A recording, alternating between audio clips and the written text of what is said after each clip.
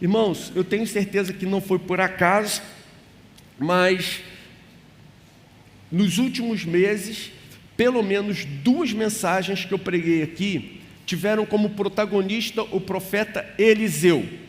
A primeira palestra, a primeira pregação que eu fiz, em que Eliseu foi protagonista, foi aquela em que a Síria estava em guerra contra Israel, e tudo que o rei da Síria combinava, a estratégia que o rei da Síria combinava com seus generais para atacar o povo de Deus, Deus revelava a Eliseu, Eliseu contava ao rei de Israel, e o rei de Israel conseguia frustrar aquele ataque sírio.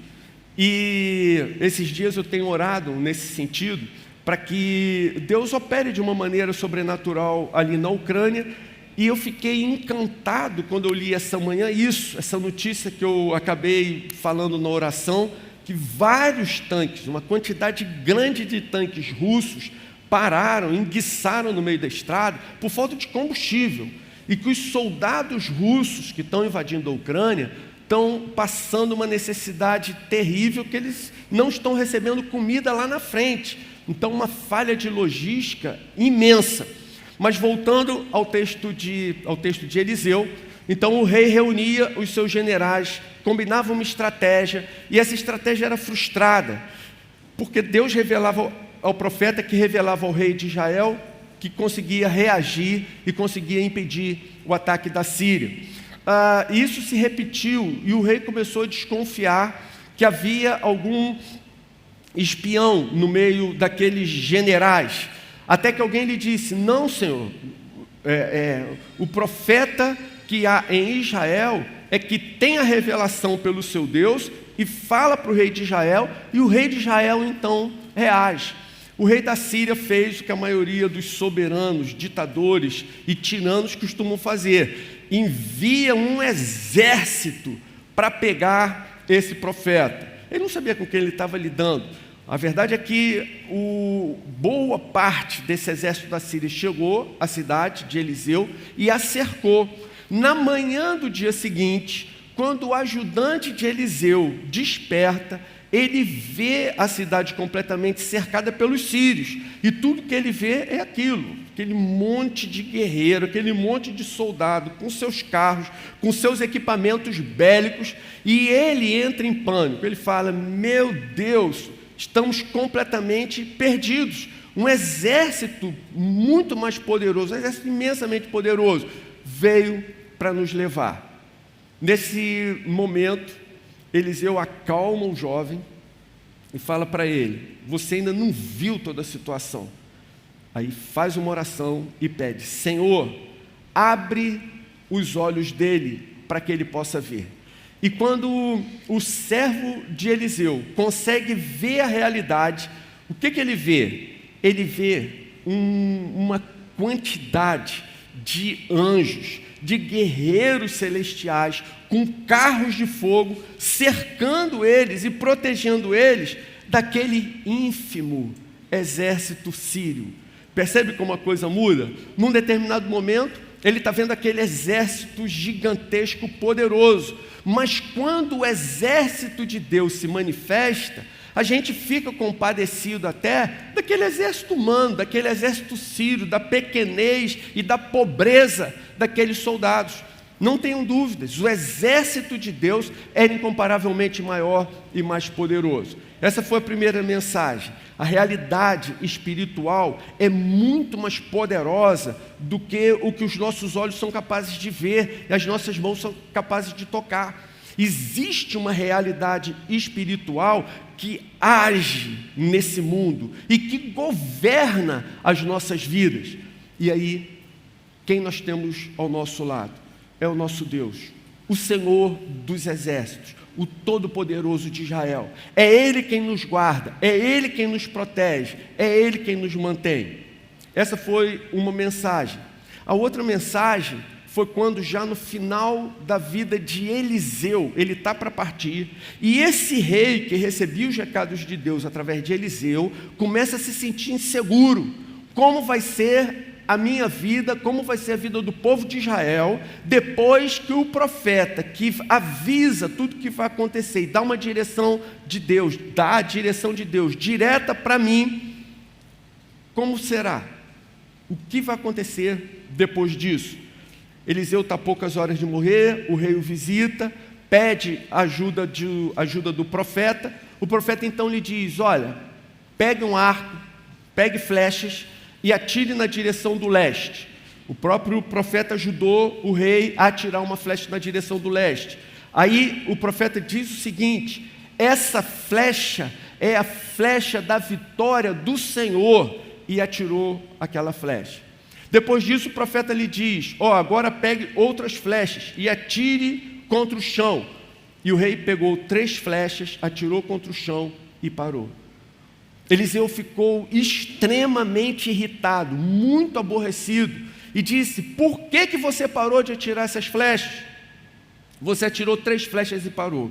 Se você tivesse atirado umas 3 ou 4 flechas, além dessas, você teria destruído completamente o rei da Síria. Mas porque você agiu assim, vai haver guerra contínua entre Israel e o povo da Síria. Ele ficou muito irritado e poucas horas depois o profeta morreu. Hoje, o que eu gostaria de ver com vocês foi como foi a vida desse homem, o que ele fez para alcançar tamanho poder, tamanha influência, a ponto de alterar o destino das nações, de algumas nações. Afinal, o que todos precisam saber para que suas vidas deixem de ser vazias, destituídas de sentido e inexpressivas. Eu queria tomar como texto base o momento crítico no qual Eliseu recebe uma porção especial do Espírito. Nós vamos voltar então um pouco atrás na história desses 2 fatos que foram citados aqui, e nós vamos ler 2 Reis, capítulo 2, a partir do verso 6. Pode abrir sua Bíblia nesse texto? 2 Reis, capítulo 2, a partir do versículo 6. É o momento que Eliseu recebe uma porção especial do Espírito, a partir do momento em que sua missão é definida e ela é potencializada imensamente. 2 Reis, capítulo 2, versículo 6 diz assim: em seguida, Elias lhe disse: fique aqui, pois o Senhor me enviou ao Jordão. Ele respondeu: juro pelo nome do Senhor e por tua vida, que não te deixarei ir só. Então partiram juntos. 50 discípulos dos profetas os acompanharam e ficaram olhando à distância, quando Elias e Eliseu pararam à margem do Jordão. Então Elias tirou o manto, enrolou e com ele bateu nas águas. As águas se dividiram e os 2, Elias e Eliseu, atravessaram em seco. Depois de atravessar, só um detalhe, eu não sei se você costuma marcar a sua Bíblia. Se você costuma, sublinhe depois de atravessar. Depois de atravessar, Elias disse a Eliseu: o que posso fazer em seu favor antes que eu seja levado para longe de você? Respondeu Eliseu: faze de mim o principal herdeiro do teu espírito profético. Outra observação: principal herdeiro, o primogênito, recebia o dobro da herança que os seus irmãos. Por isso, muitas versões trazem: eu quero que o Senhor me dê porção dobrada do teu espírito. Então, principal herdeiro do teu espírito profético, ou porção dobrada do teu espírito, são sinônimos. Versículo 10. Disse Elias: seu pedido é difícil, mas se você me vir quando eu for separado de você, terá o que pediu. Do contrário, não será atendido. De repente, enquanto caminhavam e conversavam, apareceu um carro de fogo e puxado por cavalos de fogo que os separou. E Elias foi levado aos céus num redemoinho.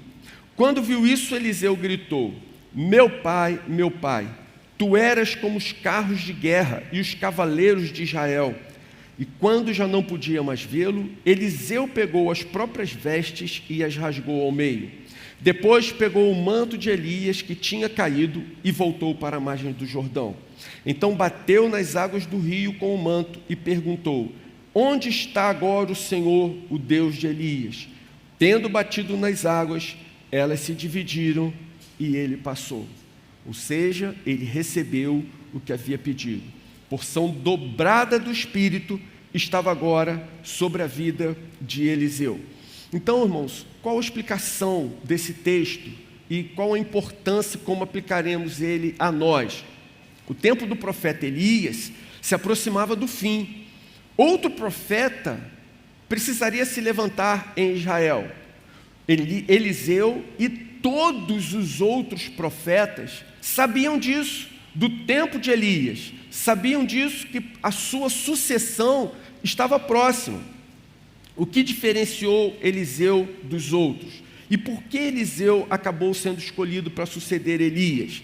Então vejam, desde o seu chamado, Eliseu já demonstrou uma imensa determinação em relação a isso. Eu vou ler esse texto, 1 Reis, capítulo 19, a partir do verso 19, que mostra esse chamado de Eliseu. O texto diz assim, 1 Reis 19, 19. Então, Elias saiu de lá e encontrou Eliseu, filho de Safate. Eliseu estava arando com 12 parelhas de bois e estava conduzindo a 12ª parelha. Elias o alcançou e lançou sua capa sobre ele, que ele sabia o que significava isso. Ele sabia que nesse momento estava sendo chamado por Elias para ser seu discípulo e preparado para ser seu sucessor. E versículo 20, Eliseu deixou os bois e correu atrás de Elias. Então ele lhe diz: deixe-me dar um beijo de despedida no meu pai e na minha mãe. Disse: então irei contigo. Elias diz: vai, volte, lembre-se do que lhe fiz. Eliseu voltou, apanhou a sua parelha de bois e os matou. Queimou o equipamento de arar para cozinhar a carne e a deu ao povo, e eles comeram. Depois partiu Elias, tornando-se seu auxiliar. Irmãos, a primeira consideração que a gente precisa fazer aqui, nesses dias, é que Deus não chama desocupados. Deus não chama pessoas porque elas estão à toa. Deus não chama as pessoas porque elas não têm mais o que fazer. Quando Deus chamou Eliseu, Eliseu estava arando a terra. Quando Deus chamou Moisés, Moisés estava cuidando do rebanho do seu sogro. Quando Deus chamou Davi, Davi estava pastoreando o rebanho do seu pai. Quando Deus chamou Gideão, Gideão estava malhando trigo. Quando Jesus chamou Pedro, André, Tiago e João, eles estavam pescando. Deus nunca chamou ninguém porque essa pessoa tinha tempo sobrando. Deus nunca chamou ninguém, convocou para uma missão, para realizar uma obra, para executar o seu projeto, porque a pessoa estava desocupada, porque a pessoa tinha tempo livre, porque a pessoa poderia lhe dar o que sobrasse, porque não tinha outra coisa para fazer. Deus sempre chamou pessoas que estavam ocupadas e que estavam muito ocupadas. Eliseu estava arando a terra e ele precisava conduzir 12 parelhas de bois. Ou seja, Eliseu não apenas estava ocupado, mas ele estava sobrecarregado de trabalho quando ele foi chamado. Então essa é a primeira consideração. Além disso, o que a gente observa na vida de Eliseu? Eliseu, versículo 20, logo deixou os bois e correu atrás de Elias. Então essa é a segunda consideração. Eliseu se dispôs imediatamente e de forma determinada. Ele já havia entendido que seria o sucessor de Elias. No entanto, ele não esperou apaticamente, desinteressadamente, relaxado, descuidado, até que o seu tempo chegasse. Vou pedir mais uma vez, por favor, abram suas Bíblias no segundo livro de Reis, capítulo 2, a gente vai ler o versículo 2. Segundo livro de Reis, capítulo 2, versículo 2. O texto diz assim: eles estavam em Gilgal agora, quando Elias disse a Eliseu, Segunda Reis, capítulo 2, versículo 2. Elias disse a Eliseu: fique aqui, ok? Fique aqui, pois o Senhor me enviou a Betel. Eliseu, porém, disse: juro pelo nome do Senhor e por tua vida, que não te deixarei ir só. Então foram juntos a Betel. Então observa a postura de Eliseu.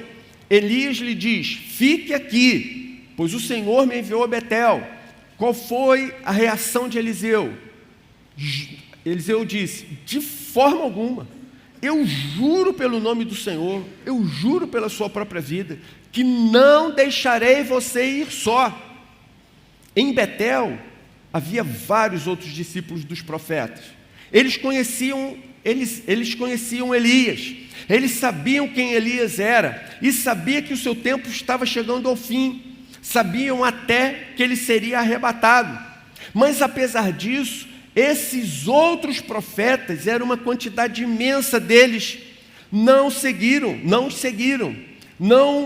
tiveram interesse, mas permaneceram alheios. Aí vamos para o versículo 4. Mais uma vez, Elias diz a Eliseu: fique aqui, Eliseu, pois o Senhor me enviou a Jericó. E ele respondeu: juro pelo nome do Senhor e por tua vida, não te deixarei ir só. Então desceram juntos a Jericó. Em Jericó, tudo se repetiu. Havia muitos discípulos dos profetas ali, que conheciam Elias, que sabiam o que estava prestes a acontecer, mas ainda assim permaneceram indiferentes. E a gente chega no versículo 6. Pela terceira vez, Elias diz a Eliseu: fique aqui, pois o Senhor me enviou ao Jordão. E Eliseu responde: juro pelo nome do Senhor e por tua vida, que não te deixarei ir só. Então partiram juntos. E ali no Rio Jordão, tudo se repete. Mais um grupo de discípulos dos profetas que conheciam Elias e sabiam o que estava para acontecer. Agora observe o que vem no verso 7. 50 discípulos dos profetas os acompanharam e ficaram olhando à distância quando Elias e Eliseu pararam à margem do Jordão. Então Elias tirou o manto, enrolou e com ele bateu nas águas. As águas se dividiram e os dois atravessaram em chão seco. Eu pedi para você anotar o versículo 9. Depois de atravessar, Elias disse a Eliseu: o que posso fazer em seu favor antes que eu seja levado para longe de você? E respondeu Eliseu: faze de mim o principal herdeiro do teu espírito profético. Então vejam, irmãos, Eliseu não é o único profeta que tem a oportunidade de seguir Elias, mas todos os outros optaram por permanecer onde estavam. Eles estavam confortáveis, eles estavam tranquilos, eles estavam satisfeitos com o que tinham, não viram motivo para sair dessa zona de conforto e seguir Elias. Todos sabiam que as horas de Elias estavam contadas, mas eles estavam confortáveis em ficar para trás, em permanecer onde estavam. Apenas Eliseu teve uma atitude diferente. Eliseu poderia ter ficado em Gilgal, como Elias diz: fica aqui, Elias. Eliseu poderia ter, fica aqui, Eliseu. Eliseu poderia ter ficado em Betel, como disse Elias: fica aqui, Eliseu. Ele poderia ter ficado em Jericó, porque o profeta falou a mesma coisa, deu a mesma orientação. Ele poderia ter ficado aquém do Jordão, mas Afinal, essa era a orientação do profeta. E se ele tivesse ficado, ninguém poderia ter dito nada, porque ele argumentaria e todo mundo entenderia. Foi Elias que me mandou, foi Elias que recomendou, foi Elias que orientou assim. Mas, irmãos, guardem isso, porque é a essência dessa mensagem nessa manhã. Somente depois que eles atravessaram o Jordão é que Elias pergunta a Eliseu: o que eu posso fazer em seu favor antes de ser levado para longe? Apenas nesse momento é que a pergunta surge. O que teria acontecido se ele tivesse ficado lá em Gilgal? O que teria acontecido se ele tivesse ficado em Betel, em Jericó, aquém do Jordão?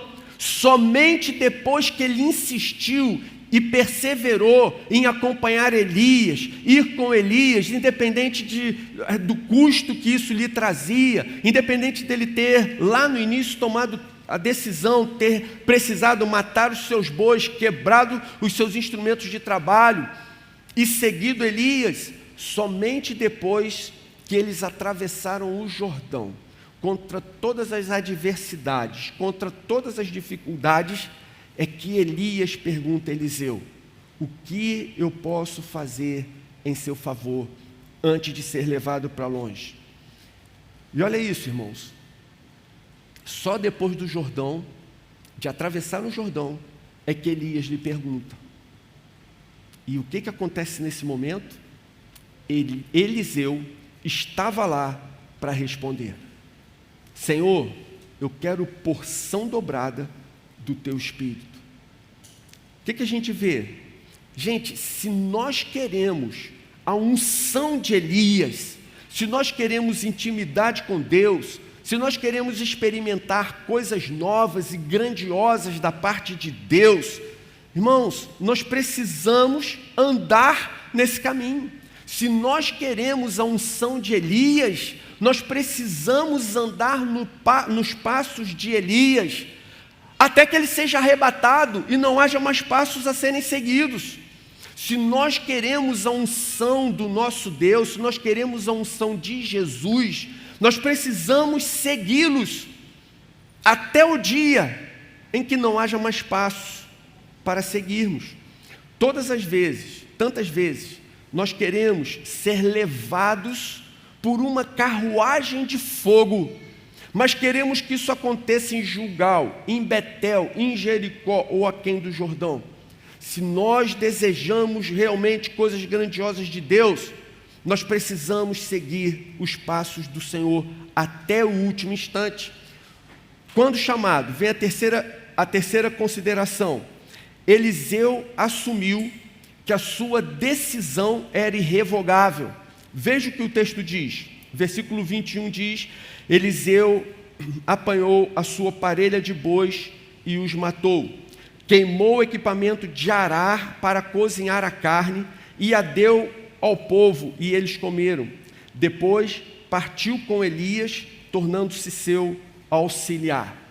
Desde o momento que Elias chama Eliseu, ele assume que aquela decisão era definitiva, que aquela mudança de vida seria de uma vez por todas. Não haveria mais possibilidade de desistir, de voltar atrás. Ele quebrou o seu arado em pedaços, ele matou os seus bois e ele deu a carne para que o povo se alimentasse. Ele encerra completamente o seu antigo modo de vida e começa um novo, completamente diferente. A quarta consideração: Eliseu perseverou até obter o que queria. Depois que entendemos o texto hoje a respeito da vida de Elias, que Eliseu persevera, rompe barreiras, ele supera os obstáculos na sua busca pela porção dobrada do espírito de Elias, nós conseguimos entender de uma forma ainda melhor, ainda mais consistente, por que Eliseu ficou tão indignado com o rei, quando o rei parou de atirar as flechas. Ele havia dito: flecha da vitória do Senhor. Não precisava mais que ele dissesse ao rei: atire tantas flechas quanto forem possíveis, acabe o estoque de flechas do reino. Não para Eliseu não haveria essa necessidade. Percebe? A sua determinação, a sua perseverança, a sua disposição, o seu caráter, certamente faria com que, se ele estivesse no lugar do rei, ele atiraria todas as flechas do reino. Agora a gente entende a sua indignação, a sua personalidade era completamente diferente. Ele perseguiu o que queria até o último instante. Por que o rei de Israel não faria o mesmo? Esses dias eu li uma experiência daquele surfista Mick Fanning. Alguns anos atrás, em 2015, ele sofreu, enquanto disputava o campeonato profissional de surf. Mick Fanning é um surfista australiano. Enquanto ele disputava uma das etapas do circuito mundial de surf na África do Sul, ele foi atacado por um tubarão. Essa cena ficou conhecida mundialmente. Ele estava competindo, todas as câmeras de televisão estavam sobre ele, e de repente um tubarão gigante se aproxima dele e come. Graças a Deus não foi a perna do Mick Fanning, mas a corda que amarrava ele na prancha. E ali foi um susto terrível. Ele poderia ter morrido naquele ataque. Mas o que eu disse que li, que pouca gente sabe, é que poucos dias depois, 6 dias depois, ele continuava participando do campeonato, e numa praia na África do Sul, tudo se repete. Um tubarão gigante se aproxima dele e quase o mata. Gente, sinceramente, se eu fosse Mick Fanning, eu pensaria comigo assim: olha, o mar está dando um sinal, o seu tempo de surfista já está acabando. Ou seria melhor você procurar uma praia mais tranquila, sabidamente mais segura, para você pegar as suas ondas.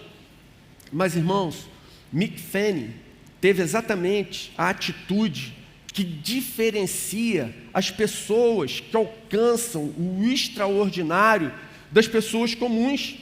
Nenhum dos dois ataques o abateu, o amedrontou.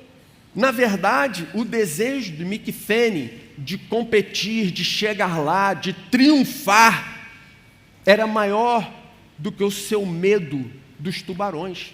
E ele prosseguiu e escreveu uma história muito bonita no esporte. Agora eu sei que, se parássemos por aqui, essa parte, esse exemplo, poderiam ser considerados uma palestra de coaching ou de autoajuda. No entanto, gente querida, eu só usei esse exemplo do Mick Fanning nesse momento para dizer: se Mick Fanning, por ser um esportista, ele agiu assim, ele se posicionou dessa maneira, até onde deveria ir o povo que tem um Deus vivo como o nosso? Se um atleta é capaz de tamanha coragem, tamanha ousadia, tamanha firmeza, se um atleta é capaz de arriscar a sua própria vida para ganhar um campeonato de surf, até onde deveriam ir os servos de Deus que o conhecem, para realizarem a sua vontade, para cumprirem o seu projeto, para cumprirem a sua missão? Então, irmãos queridos, não parem até receberem de Deus a sua promessa. E a quinta consideração é: Eliseu só teve uma chance. Eliseu só teve uma chance. A condição que Elias impôs para que Eliseu recebesse o que pedia era que ele o visse no momento que ele fosse levado. Ele receberia o que pediu, mas se algo distraísse, se ele olhasse para o lado, se ele desviasse a sua atenção por um instante que fosse, e nesse momento Elias fosse tomado, ele não teria outra oportunidade. Gente, assim é a vida. Seria ótimo se nós pudéssemos ser treinados, preparados, e quando nós entrássemos na vida, nós entrássemos sabendo o que enfrentaríamos e como deveríamos nos portar nela. Mas não é assim que acontece. Vida a gente só tem uma, e a gente precisa ir tomando as decisões à medida que nós vamos vivendo. Nós não temos, infelizmente, tempo e oportunidade para nos prepararmos para a vida antes de vivê-la. Mas à medida que nós vivemos, nós vamos tomando as nossas decisões e assim a nossa vida é feita. A nossa vida é sempre consequência das nossas decisões. E Hebreus capítulo 9, versículo 27 diz: o homem está destinado a morrer uma só vez e depois disso enfrentar o juízo. O homem está destinado a morrer uma só vez e depois disso enfrentar o juízo. Eu pedi para o Léo preparar para mim aqui um fio, que é o seguinte, ó. Eu pedi para o Léo preparar esse fio aqui para mim. Você vê, ó, vai para lá. Eu pedi para o Léo esticar ele até onde ele pudesse. Na verdade, eu pedi para o Léo assim: Léo, pega esse fio, bota ele até sair pela tenda. Se der, bota ele para cima do poste. Mas o ideal mesmo, Léo, era que você conseguisse levar esse fio aqui até a lua. Eu não sei se o Léo conseguiu. Talvez ele tenha tido um pouco de dificuldade de fazer isso essa manhã. Mas eu pedi para ele: Léo, pega isso e bota isso o mais longe que você puder. Se possível, assim, até a lua. Mas o ideal era que ele passasse pela lua e continuasse em direção ao espaço sideral. Então imagina isso. Você já está imaginando. Pô, ele vai falar que isso é eternidade. Exatamente, isso é eternidade. Então, olha o que acontece. Esse fio, considere isso, que ele sai daqui, atravessa a parede da tenda, pega em direção à lua e depois vai para o espaço sideral. Vocês já viram uma ilustração do pastor Francis Chan com uma corda, em que ele pega a ponta da corda, uma corda enorme, e ele fala: ó, gente, aquilo ali é um infinito, e a ponta da corda é o tempo da vida que a gente passa na Terra. E ele fez uma comparação maravilhosa assim: ó, esse aqui é o nosso tempo na Terra, e todo esse resto é eternidade. Tudo que vai para lá é eternidade. É o que vai acontecer depois que nós deixarmos esse pedacinho de vida aqui na Terra. Mas hoje eu quero mostrar para vocês uma outra coisa um pouco diferente. Sabe por quê? Olha só, isso o Franciscano mostrou. Vem um outro fio de lá. De onde vem esse fio aqui? Da eternidade passada. Jesus Cristo sempre existiu, Ele sempre esteve presente. Jesus Cristo não foi criado, Jesus Cristo é um com o Pai e com o Espírito, e Ele vem desde a eternidade. Antes da criação do mundo, Jesus já existia. Antes da criação do mundo, Ele morreu no nosso lugar. O que eu queria mostrar para vocês aqui nessa manhã? Aquilo que você fizer com esse pedacinho aqui de vida, vai trazer para você repercussão para toda a sua eternidade. Jesus é a única fonte de vida que tem. Jesus é a fonte da vida. Ele é uma fonte de vida que jorra por toda a eternidade. Se você conectar a sua vida com a de Jesus, olha o que vai acontecer. Toda a sua eternidade, isso aí, glória a Jesus, glória a Jesus. Amém. Se você conectar a sua vida com Jesus, toda a sua eternidade vai ser diferente. Se você não conectar, se você passa pela sua vida, mas não a conecta com Cristo, olha o que sobra para você na eternidade. Um pedaço de borracha com um ferro frio e gelado por dentro.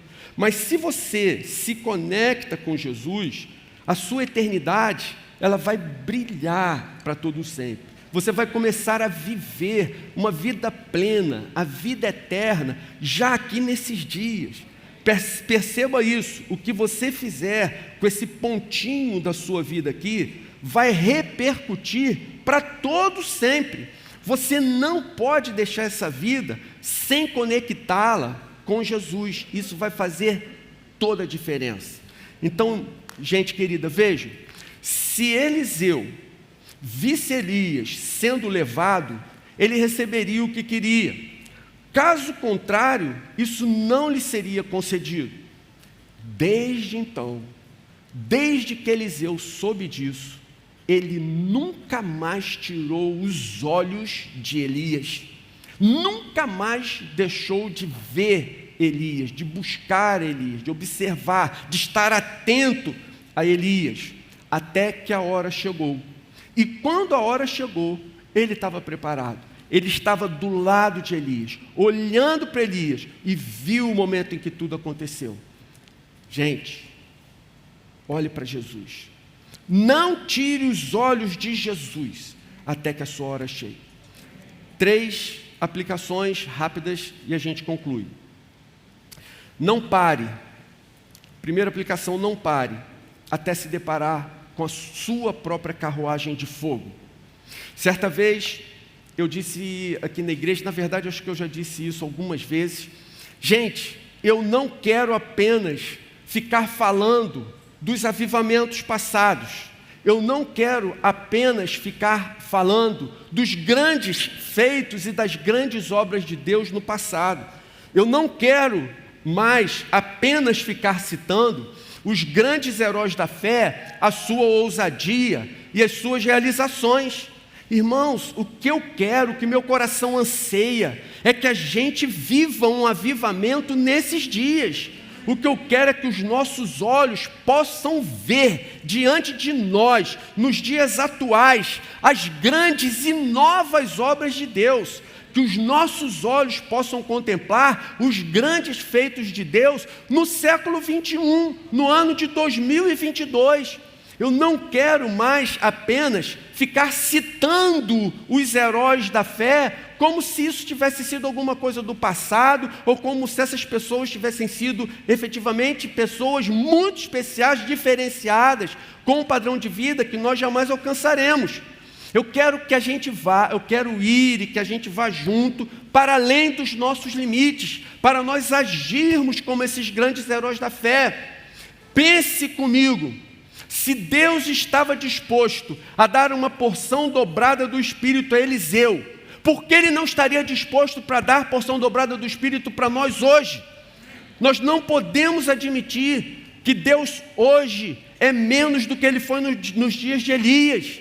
Então nós não podemos desistir, nós temos que prosseguir, ir em frente, buscar, acreditar de maneira determinada. Existe um Deus vivo, todo-poderoso, que faz parte da nossa vida, e Ele está aqui entre nós. Ele permitiu que nós nos reuníssemos. Nem a pandemia foi capaz de impedir que estivéssemos juntos hoje aqui, falando das grandes coisas do Senhor, do nosso grande Deus, da obra de Jesus. Ele é o nosso Deus, irmãos, e Ele é todo-poderoso. Não acredite nem por um momento que o seu poder arrefeceu, diminuiu, que hoje Ele é menos do que foi ontem.